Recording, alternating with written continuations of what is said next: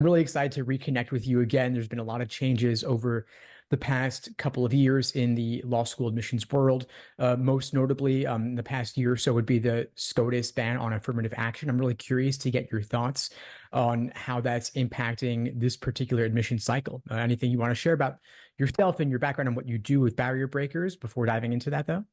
Yeah, absolutely. So, as you said, I am the founder and executive director here at Barrier Breakers. Barrier Breakers is an education nonprofit that specializes in working with first generation minority and immigrant students on the college and law school application process. But we help everyone, regardless of their background. I've been doing admissions work for more than 10 years. We've got a fantastic team collectively. We have more than 40 years of admission experience between us, and we love helping students, not just through the application process, but we have continuing resources for current law school students as well. So, really excited to be talking about this topic. That's wonderful. Yeah, you're doing great work with barrier breakers. I definitely encourage everyone to check it out. I know you have a conference coming up as well. Yes, the Break Into Law conference that'll be this summer. It's free. It's completely free. There's a few days of panels with law school deans and admissions professionals, professors, litigators in the field. But there's also a law school fair. We're expecting between 40 and 60 law schools to attend based on last year's attendance. And there's also a career fair. So if you are a current law school student and you're looking for a job still, there are law firms that are really excited to recruit diverse candidates. So definitely make sure to come. And like I said, it's free. Wonderful. Well, I'll definitely encourage everyone to check it out. I'll include a link in the description below this video for anyone who wants to RSVP for that conference. Love to dive in with you now about the topic on the agenda we have, the SCOTUS ban on affirmative action. If you could just maybe give folks some background on what happened for those who weren't following the story, what happened last year, how that impacted applications, then we could dive into what's happening at this point in this cycle. Yeah, so over the summer in June, the Supreme Court struck down the admissions policy that allowed for race-conscious admissions. So basically, what that means is that prior to the Supreme Court ruling, schools were allowed to take race into consideration as one of many factors. It was never allowed to be the only factor. Students never just got in because of their race, but race was one of many factors, part of a holistic admission decision as they're taking into consideration a student's background and GPA and work experience and LSAT score and all of these other things. Race was just one of many factors as it impacts a student's identity and maybe their lived experiences and some of the obstacles that they may or may not have had to overcome. With the Supreme Court ruling on affirmative action or race-conscious admissions policies, schools are no longer allowed to consider an applicant's race in the traditional sense. However, the opinion noted that nothing in their ruling prevents a student from disclosing or talking about their race in their essays, especially as it relates to things like hardship or courage. We talk a lot about different ways that your culture may have given you courage or values, or different experiences that you've had that would bring a uniqueness to the school. So students are more than happy to, they're more than able to talk about those things in their essays. Sometimes students ask me, can I still talk about race in my essays? Absolutely. But it is up to the students to disclose that and to talk about that. And admissions professionals can only take it into consideration in a very narrow set of criteria and factors, but schools can no longer ask what your race is. There's no more checkbox on the application, and they can't take race into consideration the same way they might have if you're thinking about, if you're an underrepresented minority and how that puts your LSAT score or your GPA into context. Those sort of things can't really be done in the same way anymore. Right, right. Understood. Thanks for the rundown. So I'm curious now, I've seen that law schools are no longer really using diversity statements as they used to. So that's a prompt that doesn't really exist anymore. But schools, from what I've seen, they've replaced that with in some cases, optional essay prompts that are a bit more unique to their school. So I'm wondering, from the applicant perspective, someone who might have previously felt like they wanted to write a diversity statement, what really changes for them, given that they could still share their racial or ethnic background in one of these optional essays or in their personal statement? Does anything really change from the applicant perspective in that sense? So it does and it doesn't, right? Like I said, I've been doing admissions work for more than 10 years. And a lot of the tips and a lot of the strategies that we're telling our students are the same strategies that we've been telling our students in terms of writing a strong personal statement and a diversity or optional statement. But there are some things that are different. So I've never advocated for students just inserting race in their personal statement where it maybe doesn't make sense. For example, if you are very passionate about animal law, and that's why you want to go to law school, just a random paragraph about being a Black woman might not fit in your narratives around why animal law is, the type of law that is really moving you to pursue law school. And so you might want to put that in an optional statement or a diversity statement. However, if you are an applicant that is really passionate about immigration law because of your own personal experiences, well, then yes, your race and your culture are absolutely germane to the reason that's bringing you to law school. And so it should be part of your personal statement. Right. And so those things are always the same. That's the same advice that we'd give before or after the Supreme Court ruling.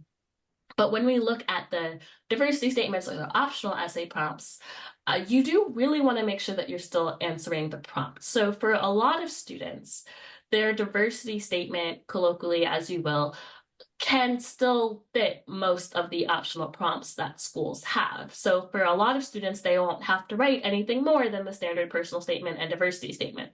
But for some schools, the optional prompts have changed. I think Stanford is a really great example of this. Um, don't just copy and paste your diversity statement into Stanford's optional essay prompt because it's asking a pretty specific question about, a conversation or a time when you've had a different thought about something. Now you can workshop your diversity statement that you've written to fit that prompt, that as long as you're answering the prompt. But I think the place where I want to caution students is just don't just assume, well, I'll just slap my diversity statement in all of these optional essays. I'm not going to read the prompts. I'm just going to put them there. It'll be fine.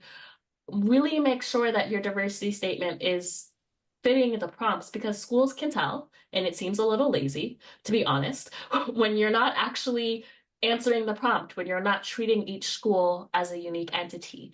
So the long way of saying, yes, still write a regular diversity statement, but you may need to tweak that for certain schools. And there are some schools where you might end up, if they have a lot of shorter essays, you might end up breaking up a diversity statement into a couple of different essays. So you're still getting the same content across, but maybe in different ways. Understood. So maybe a little bit more work to fit a unique prompt, but students can still communicate the same essence they would have communicated thematically from a diversity Yes. statement into one of these other optional essay prompts. Absolutely. I always say your application is like a puzzle, right? You've got all these different pieces, and it's about where do the pieces go to make the whole application. And so, maybe you're breaking things up or you're putting things in different places, but you can still get all of the content across. It's just how you do it that might have changed a little bit. Okay, okay. I have one last question related to the application side, and then we could maybe switch gears and talk about what's happening right now in this cycle. So, this is a question I've seen all over the place. I mean, given the SCOTUS ban on affirmative action or the race conscious admissions, does the URM boost still apply if an applicant works in their diversity statement into one of these other prompts, or maybe will URM applicants not see the same advantage they would have seen in previous cycles? So that's a very difficult question. Technically, the answer is no.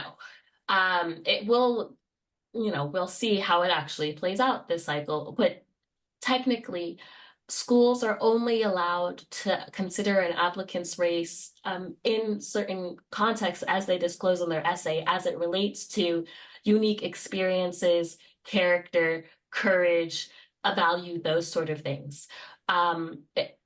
They're not really supposed to take a student's race into consideration for other things like GPA or LSAT score or any of those other factors that they used to on a more holistic lens. However, what we may see, and I can't speak for schools, and I also want to note that every school is handling this differently. This is new to every school, except for maybe the schools in Michigan and California, which actually have been operating with this regime for a bit. Because their states had already had sort of their own race conscious admission ban, if you will. So, Michigan and California, nothing really new there. But for other states and other schools in other states, this is new for everyone this year. And so every school is going to be handling this differently. But what I will say is maybe there is not that underrepresented minority URM LSAT bump that we might have seen.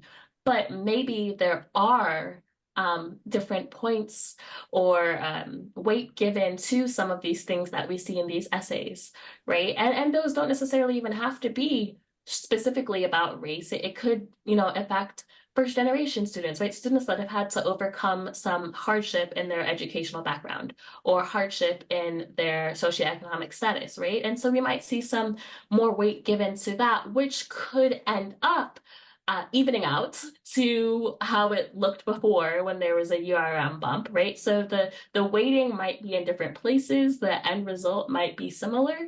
I think all schools really do care about building a diverse class, and I know that all of the admission deans are working really hard to abide by the letter of the law, of course, but to still make sure that they are creating pathways for students who come from underrepresented backgrounds or disadvantaged backgrounds to be able to get full consideration in the law school process. So I don't think the exact same bump is going to be possible, but I do think we might see it happening in different ways.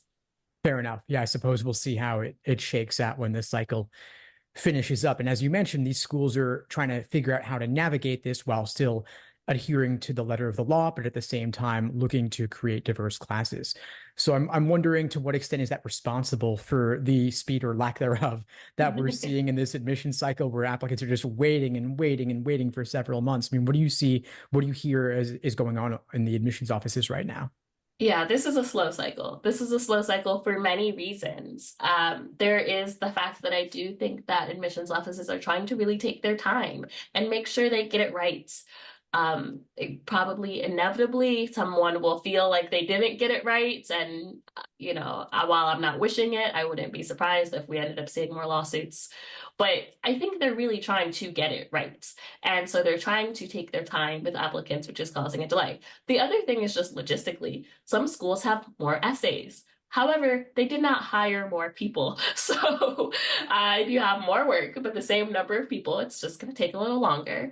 And I think schools are reacting to that. I do both college and law school admissions, and in the undergraduate world, the number of essays per school has really gotten out of hand in a number of ways.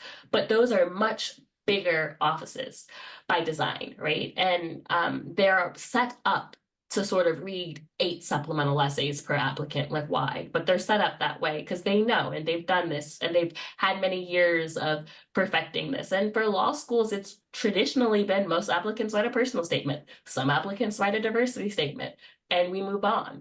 And now we're starting to see, oh, we've got these, 4 essays, 3 essays, 5 essays, and it's new, right? And so the cadence and how they work and work-life balance, and there's so many things that go into admissions office. It's been a hard year for higher ed in general across the board. And so I think there's some human element to people just need more time, and it's just going to take a little bit longer. And, of course, there's also other things like FAFSA delays, right? So there's so many things that are going into making this a very weird year for admissions and higher ed. And I think it is translating to just a slower cycle. Right, right, right. That all makes perfect sense. So I suppose if someone is waiting months longer than they would have in the past, that is not necessarily an indication of Right. of a negative result in the end. It could just be that schools are waiting through a backlog. Yes, and I know some people are like, okay, but some people have gotten their admissions letters. And yes, law school admissions has always also been a comparative cycle, right? It's holistic and comparative. So there are still going to be people who have already heard, have heard sooner, and you might be wondering, why you haven't heard, but I would caution you to assume the worst. Sometimes no news is good news. It just means that they're taking their time with your application. Okay, okay, I suppose that's good. So I think we pretty much covered it. Is there anything that we missed on this topic, or anything else in general you wanted to share before we wrap up, Sydney? I think that it's just really important this year, probably more than ever, that students are really sharing what they're going through and making sure that every part of their application speaks to that. So making sure that your resume, if there are gaps because of COVID or because of a family member sickness or an emergency, that that's explained somewhere, maybe as an asterisk on your resume, that if you have use of the additional information section, the addenda, right, that you're using your addenda wisely. I think there are a lot of places for students to still advocate for themselves if they are, especially from an underrepresented background in the application process. There's also places for you to note if you're really involved in like a Black student union or a Muslim student association or whatever cultural or ethnic group, like that makes it on your resume or your activities list. Just not to overlook those things. Sometimes I think those soft factors really do get rushed and overlooked, but really make sure that you have fully conveyed your full self on the application this year. Of course, yeah, it really could make a difference. Yes, absolutely. So we have a number of ways that we can help you here at Barrier Breakers. We are a nonprofit, so all of our services are on a sliding scale to comply with our mission to help first generation underrepresented students, also veterans, single moms, LGBTQ students. We want to help you no matter who you are. And so we have one-on-one advising, we have small group boot camps, and then we also have a la carte essay editing, and our Master Your Personal Statement and Diversity Statement course is completely for free if you have an LSAC fee waiver. That's just our gift to you. It's a 4-week course that really walks you through the fundamentals of building your personal statement and diversity statement and is 100% free. If you don't have a fee waiver, it's like $19. But just email us and we'd be happy to work with you if that presents a hardship. But we want you to be able to have the tools that you need to succeed. Wonderful, Sydney. Thank you so much for sharing that. I'm really excited to get the word out about this. So I'll include the links to the program below the video. And if anyone has any questions, of course, I'll encourage them to reach out to you. Thanks so much.